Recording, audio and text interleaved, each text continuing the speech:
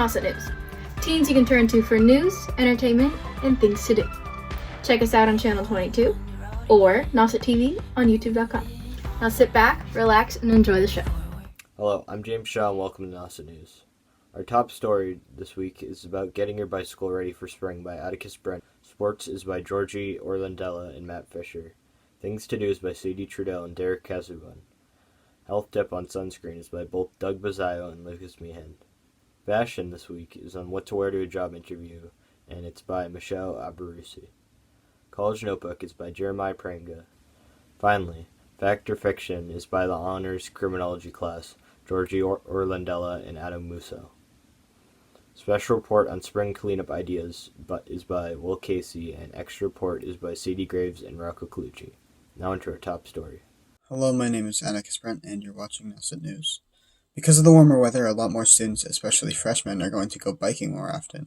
Before you do this, you should probably complete some of these steps to make sure your bike is up to shape. You should wash it. You should check your chain to see if it needs to be replaced, as well as your brakes. You should check your wheels to see if they're worn out, need to be replaced, or just need to be pumped up. And you should go and get it tuned at a bike shop. Thank you, and you're watching Nauset News. Hello everyone, I'm Will Casey with this week's special report, and this week we're going to be talking about spring cleanup.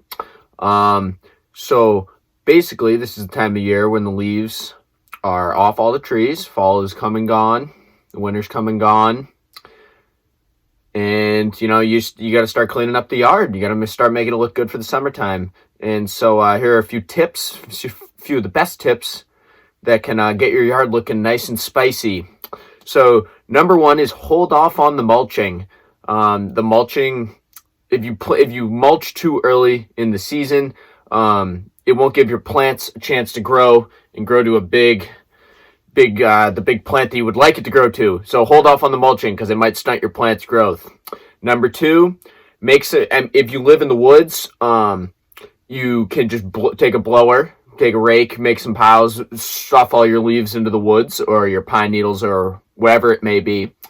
If you do not live in the woods or any area like that, make some piles, and maybe you could do a brush fire. Check with your local police department or fire department to make sure it's okay.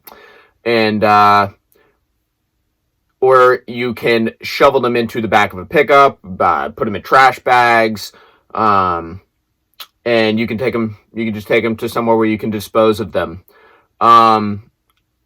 Lastly, have some fun with it. I mean, yeah, the yard work isn't always the most fun time, but like anything in life, you got to spice it up a little bit. You got to make it enjoyable. So, put on some music, maybe with a speaker, throw on some headphones, spice it up, have some fun. It shouldn't be a boring thing. It should be a fun thing. Everyone wants a nice yard. Everyone wants their grass to look good. Everyone wants their beds to look good. So have some fun with it. Thank you. I've been Will Casey, and we will see you next time. Hello, my name is Jeremiah Pranga for this week's College Notebook. Located in the heart of historic Boston, Boston University is a private teaching and research university.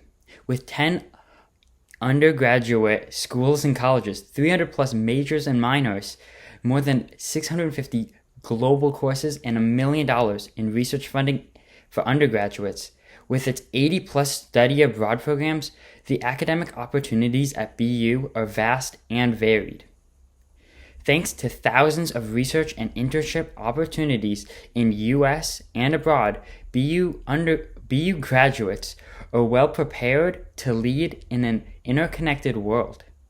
In fact, BU graduates are ranked number 14 in employability. Popular majors at BU consist of business, communications, and economics. Although it is a 19% acceptance rate, it is an amazing school if you can get into it. I promise it'll be well worth the effort. I'm Jeremiah Pranga, and that was this week's College Notebook.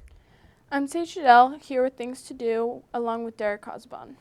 Let's start with the movies. Chaos Walking is a sci-fi adventure movie that came out during March. Tom Holland is starring, playing Todd Hewitt as a young person in society to think that all women have been wiped off the planet. until he meets a mysterious woman, played by Daisy Ridley, with unknown powers. Godzilla vs. Kong just came out on March 31st. This movie has been highly anticipated and serves as a crossover between two classic monsters, Kong and Godzilla. But if you enjoy following along with shows more, Falcon and the Winter Soldier released last month on Disney+. This show has a new episode every Friday and has 3 episodes released so far. Starring Anthony Mackie as Falcon and Sebastian Stan as the Winter Soldier, this show is classic Marvel, action-packed with funny lines throughout. And now back over to Derek with the activities. I'm Sage Dell, and this is Things to Do. Hi, welcome to Nauset News. My name is Derek Karzaban, here with your Things to Do and activities. Now that spring break is approaching and the weather is warming up, it's a good time to dust up your bikes and go for a ride. I've noticed that people are already planning trips to the beach, so why not join them? Plan a fishing trip as well. You can also have a cookout with a few friends and just enjoy the warm weather. This was Derek Karzaban, here with your Things to Do and activities. Welcome back to Nauset News. My name is Matt Fisher. Today we'll be talking about Nauset sports. Nauset football, the first game of the season last week against Falmouth. It was a tough-fought game between both teams, but Falmouth unfortunately came up on top with a score of 20-7. Riley Holmes had a 3-yard carry, while Anthony Lavati kicked the extra point for the Nauset touchdown. Doug Bazzaio, a senior on the team, said after the game, "We played hard, but they've had more experience with other teams this year, so it was hard to match their pace, which shut us down offensively. Since Nauset had shut down at the beginning of the season and they could not practice, other teams were at the advantage because they could. So, since Nauset is back up and running, they like to make huge strides for the rest of the season, so best of luck to you boys." Volleyball also had a game last week.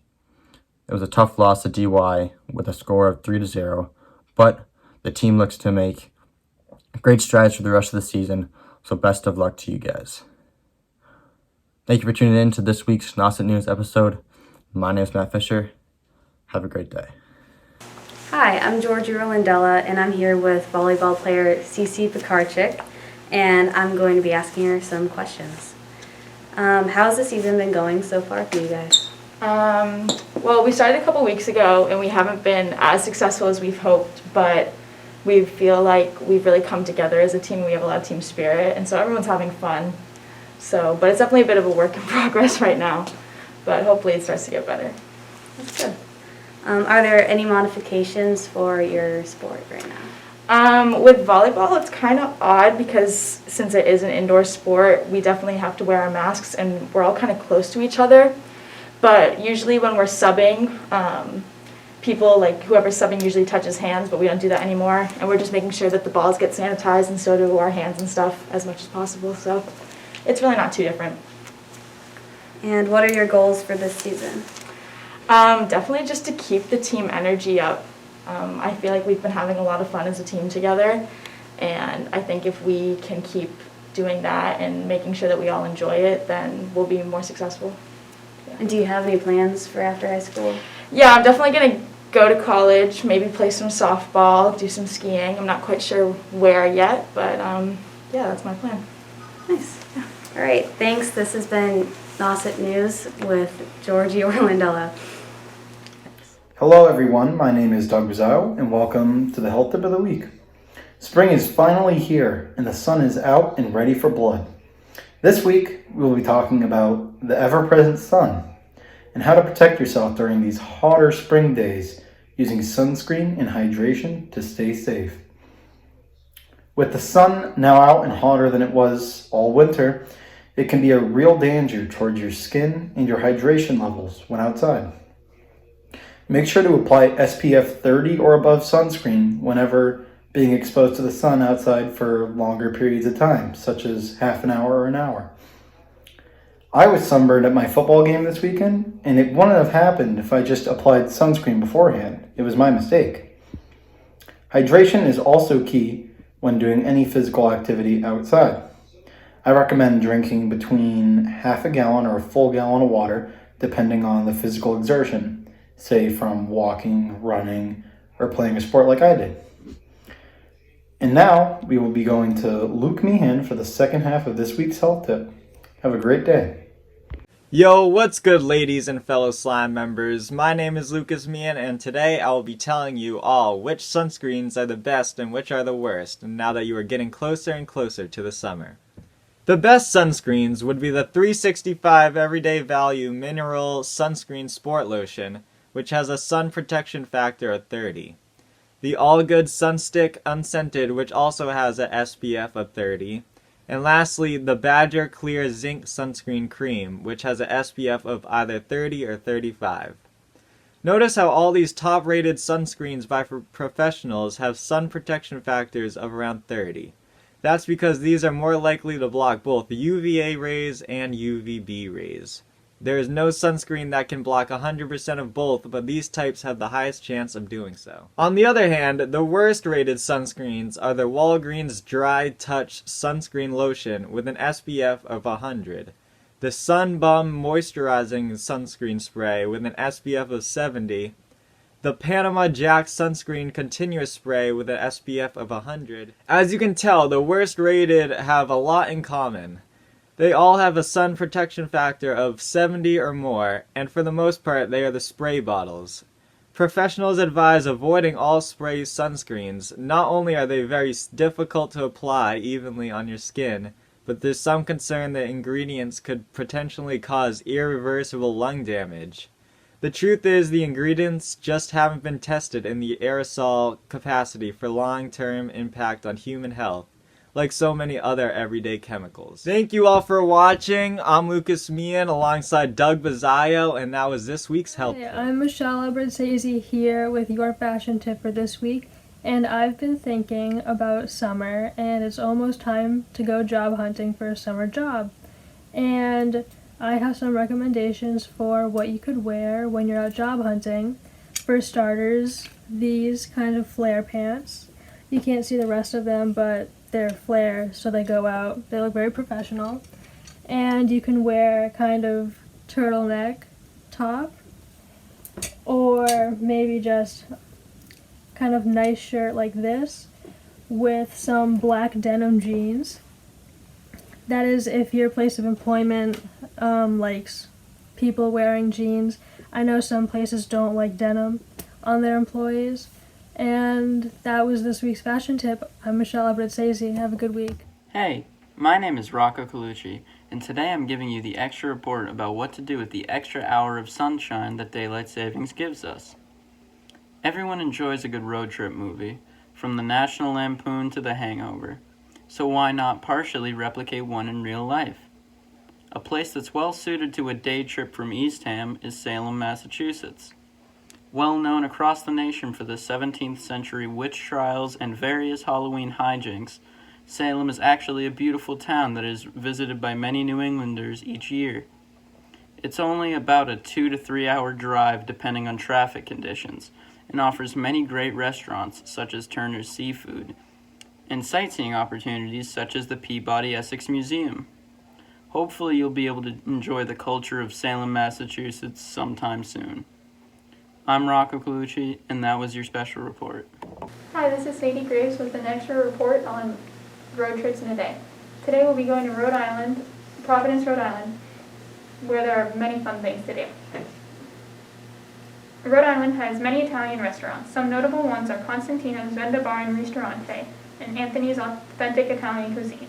On days with good weather, Rhode Island is very well known for their waterfront with plenty of stores to shop in, restaurants with an excellent view of the water, and paths to walk along the river. Another impressive sight to see is the Roger Williams Zoo, containing over 150 animals. They always try to keep things interesting with their many events going on throughout the year. For the college-bound students, Rhode Island has some very good choices for colleges, such as Providence College and Brown University, where my grandfather happened to go. Thanks for watching and have a good day. Welcome to Fact or Fiction, brought to you by the Criminology class of Nauset Regional High School. I am Damien, and according to Larry G. Siegel, it is fact that the acorn does not fall far from the tree. There has been significant studies to show that children adopt traits from their parents. I myself have adopted many traits from my mother, good and bad, and same from my father, even if he isn't my biological father. as he treats me in a way that is very good and makes me a better person. This has been Fact or Fiction, and thank you. Welcome to Fact or Fiction, brought to you by Nauset High School's criminology class. I'm Georgie Orlandella, and according to Larry J. Siegel, author of Criminology: The Core, criminals and victims are two totally different types of people. This is fiction. Criminals themselves actually have a high rate of victimization. I was not surprised at this at all because I figured a lot of victims don't know how to cope with the, emotions that they gained from being a victim in a crime. So maybe they took out that emotion with violence or took that out with crime.